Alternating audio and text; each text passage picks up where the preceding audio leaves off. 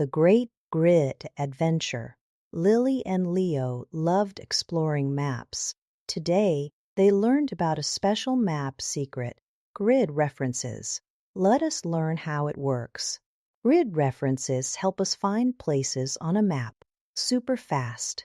They divide the map into handy little squares.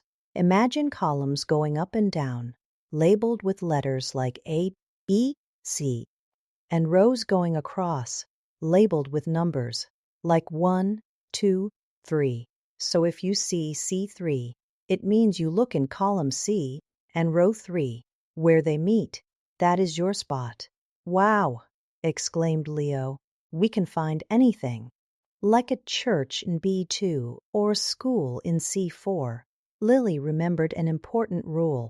Always say the letter first, then the number, like D5, not 5D. Grid references make map reading super easy and super accurate.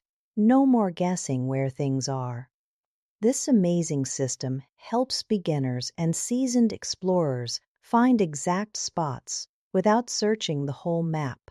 Grid references are super important for planning trips, exploring new places, and understanding our world better.